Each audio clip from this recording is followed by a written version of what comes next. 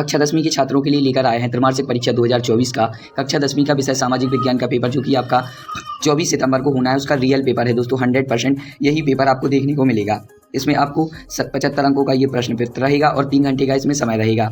और मैं आपको बता दूं 100% आपको यही पेपर देखने को मिलेगा। सभी प्रश्न करना अनिवार्य रहेगा। 1 से 5 तक 1 अंक, 6 से 17 तक 2 अंक, 18 से 21 तक 3 अंक और 21 से 23 तक आपको 4-4 अंक मिलेंगे। चलते हैं सीधा प्रश्न क्रमांक 1 की तरफ। वे उत्पादक जिन पर जीव निर्भर रहते हैं। द्वितीय उत्पादक, प्राथमिक उत्पादक, तृतीय उत्पादक या इनमें से कोई नहीं। तो वे उत्पादक जिन पर सभी जीव निर्भर रहते हैं, उसका राइट आंसर है प्राथमिक उत्पादक। नेक्स्ट, हीराकुंड परियोजना किस नदी पर बनाई गई है? तो गंगा नदी, महानदी, यमुना नदी, नर्मदा नदी। तो इसका जो राइट आंसर हो जाएगा दोस्तों, हीराकुंड परियोजना वो महानदी तट पर बनाई गई है। नेक्स्ट, इसका औसत आय को अन्य किस नाम से जाना जाता है? मानव विकास, US डॉलर, सीमांत आय या प्रति व्यक्ति आय। तो जो औसत आय है उसको जो जाना जाता है वो जाना जाता है प्रति व्यक्ति आय के नाम से। नेक्स्ट, प्रथम अंतर्राष्ट्रीय पृथ्वी सम्मेलन किस वर्ष आयोजित हुआ? 1992, 1994, 1991 या फिर 1995। तो इसका राइट आंसर है ऑप्शन नंबर A 1992। अब चलते हैं नेक्स्ट, बाल्कन क्षेत्र में निवासियों को क्या कहा जाता था? Option A Dutch, option B Slav, option सा टामटोल्स या ऑप्शन द इनमें से कोई नहीं। तो बाल्कन क्षेत्र के निवासियों को स्लाव कहा जाता था। नेक्स्ट, लोकतंत्र का मूल मंत्र क्या है? ऑप्शन ए राजतंत्र। राइट आंसर है शासन चलाना। ये थे आपके दोस्तों सही विकल्प, जो कि आपके एक नंबर के थे, तो रट लीजिए। 100% यही पेपर आपको 24 सितंबर को देखने को मिलेगा। अब चलते हैं प्रश्न क्रमांक 2। सही रिक्त स्थानों की पूर्ति कीजिए। सत्ता की साझेदारी की आत्मा है। तो जो सत्ता की साझेदारी की आत्मा है वो है लोकतंत्र। तो इसका राइट आंसर हो जाएगा लोकतंत्र। दूसरा, इसका छोटा नागपुर क्षेत्र में जनजातीय निवास करती हैं। तो इसका जो राइट आंसर है वो है 6। तीसरा, इसका 100 दिनों की रोजगार योजना को कहा जाता है।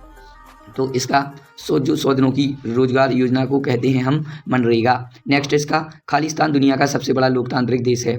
जी हाँ दोस्तों, खालिस्तान दुनिया का सबसे बड़ा लोकतांत्रिक देश है भारत, हमारा भारत। नेक्स्ट, विश्व की सर्वाधिक वर्षा खालिस्तान में होती है। जी हाँ दोस्तों, विश्व की सर्वाधिक जो वर्षा है वो होती है मौसी राम में। अब चलते हैं नेक्स्ट, मानव विकास की रिपोर्ट खालिस्तान संस्था जारी करती है। जी हाँ दोस्तों, जो मानव विकास की रिपोर्ट है वो UNDP जारी करता है। तो ये संस्था जारी करता है। अब चलते हैं अगले प्रश्न की तरफ। तो मैं आपको बता दूं कक्षा 10वीं का विषय का पेपर है आपका रियल पेपर 100%। अब चलते हैं सही जोड़ी। ये आपका पहले का जो राइट आंसर है वो हो जाएगा बिहार, और जो दूसरे का राइट आंसर है दोस्तों वो हो जाएगा आपका एकात्मक शासन व्यवस्था, रोलेट एक्ट। तो जो दूसरे का राइट आंसर, ये चौथे का हो जाएगा गा, और ये नेक्स्ट इसका हो जाएगा पहले का खा, और चौथे का हो जाएगा गा, और ये पांचवें का हो जाएगा आपका घा 1833, और आपका छठे का हो जाएगा का उत्तराखंड, और आपका जो ये श्रीलंका है ये हो जाएगा आपका दूसरे का, और ये तीसरे का हो जाएगा बेल्जियम। तो ये थी आपकी सही जोड़ी। ये प्रत्येक सही जोड़ी पर 1-1 अंक आपका आवंटित है, 1-1 अंक आपको मिलेगा। अब चलते हैं प्रश्न क्रमांक 4 की तरफ। एक शब्द वाक्य में उत्तर दीजिए। पूर्ण स्वतंत्रता का प्रस्ताव कब पारित हुआ था?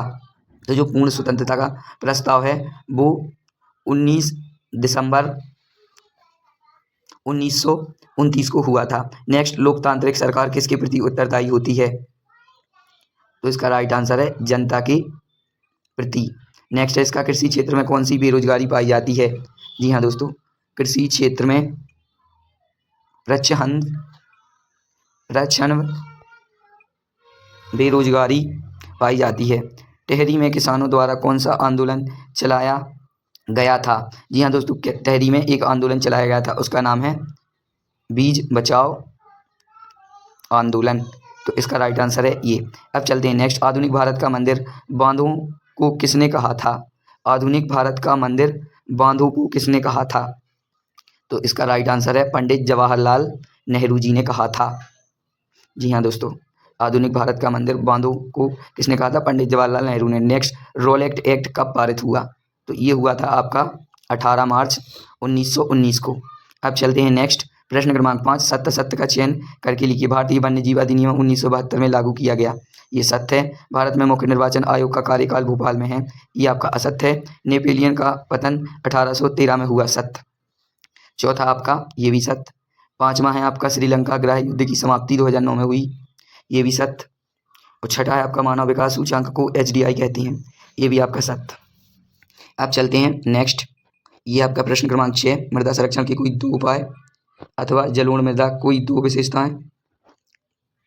7, मृदा निम्नीकरण क्या आशय है अथवा राष्ट्रीय संसाधन किसे कहते हैं। 8वां, विचारधारा का आशय समझाइए, उदारवाद का अर्थ। 9वां, बहिष्कार शब्द का अर्थ, जलियांवाला बाग हत्याकांड कब हुआ था। 10, प्रथम विश्व युद्ध केंद्रीय शक्तियाँ कौन सी थीं। 19वीं सदी यूरोप में कौन सी समस्याएं थीं। तो ये आपके क्वेश्चन।